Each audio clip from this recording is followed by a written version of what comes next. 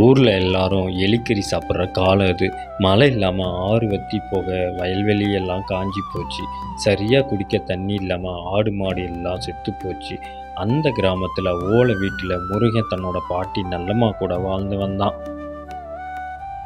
இப்படி பஞ்சத்தில் வாழ்ந்தவங்களுக்கு ஒரு அதிசயம் நடந்தது. அது என்னன்னு இந்த வீடியோவில் பார்ப்போம்.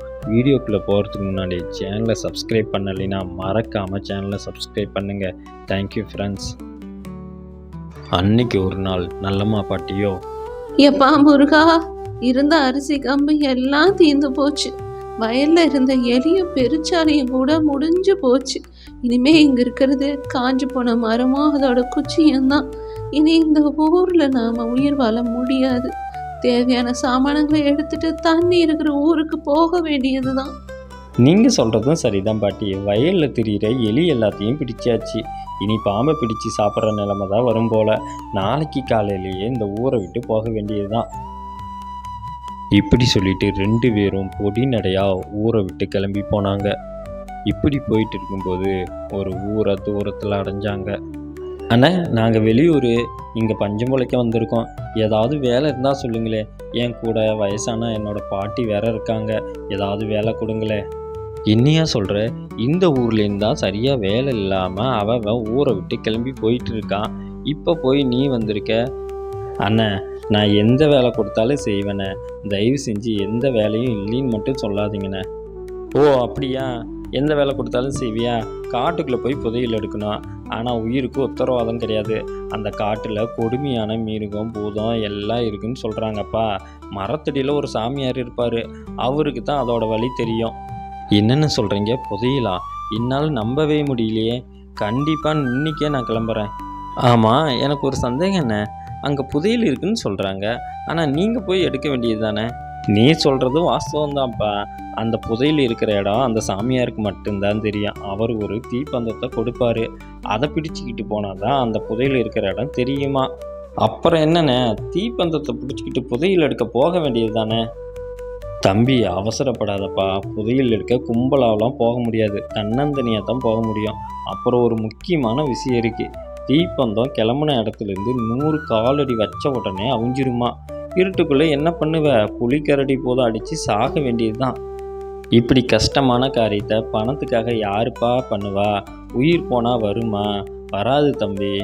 நமக்கு வேறு வழியே இல்லை. எந்த முயற்சியும் செய்யாமல் வறுமையில் சாகிறத விட முயற்சி செஞ்சு சாகிறது எவ்வளவோ மேல். ஆனால் நான் போகிறேன். என்ன ஆனாலும் பரவாயில்ல. பாட்டியை மட்டும் பத்திரமா பார்த்துக்குங்க. சரி தம்பி, உங்களோட முடிவு. இதுக்கு மேலே நான் பொறுப்பு இல்லை. வாங்க, சாமியார்கிட்ட கூட்டிகிட்டு போகிறேன். இப்படி பேசிட்டு 2 பேரும் சாமியாரை பார்க்க போனாங்க.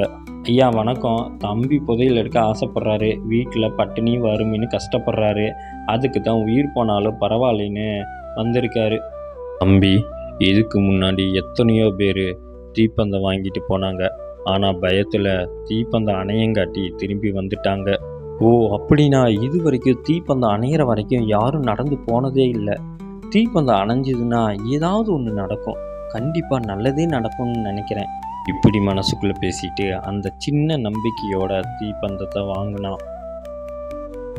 அடர்ந்த காட்டுக்குள்ளே ஒத்தையா தீப்பந்தத்தை ஏந்தி நடந்து போனான். மனசுக்குள்ளே ஏதோ ஒரு அமைதி, நிதானம். கிளம்புறதுலேருந்து 100 காலடி வர தீப்பந்தம் அணைய ஆரம்பிச்சுது. சுற்றி பார்த்தா ஒரே இருட்டு. அவனும், இனி நாம் திரும்பி போனாலும் இருட்டில் தான் நடக்கணும். அதுக்கு முன்னேறியே போகலாம் அப்படி சொல்லிட்டு 1 அடி எடுத்து முன்னாடி வச்சான். 1 அடி கால் முன்னாடி எடுத்து வச்ச உடனே புதுசாக ஒரு தீப்பந்தம் வந்துச்சு. அதை பிடிச்சி மேலும் முன்னேறினான். அவனுக்கு பெரிய நம்பிக்கை வர புதிதாக வந்த தீப்பந்தத்தை பிடிச்சிட்டு மேலும் மேலும் முன்னேறி போய்கிட்டே இருந்தான். அடுத்த 100 கால் அடியில் தீப்பந்தம் அவிய மேலும் இருட்டுக்குள்ளே 1 அடி கால் வைக்க புதிதாக மேலும் ஒரு தீப்பந்தம் வந்துச்சு. இப்படியே முன்னேறி போக போக இறுதியாக புதையல் அடைஞ்சான். பயத்தால் முன்னேறாமல் இருந்திருந்தா அவனுக்கு அடுத்த தீப்பந்தமும் அதோட வெளிச்சமும் கிடைச்சிருக்காது. சிறிய நம்பிக்கையினால் புதையல் அடைஞ்சான். முயற்சி செய்யாமல் திரும்பி வர்றது வீண்தான். தைரியத்துடன் முயற்சி செய்தால் எப்படியாவது வழி கிடைக்கும். வீடியோ பிடிச்சிருந்தால் லைக் அண்ட் ஷேர் பண்ணிவிட்டு மறக்காமல் சேனலை சப்ஸ்கிரைப் பண்ணுங்கள். Thank you friends.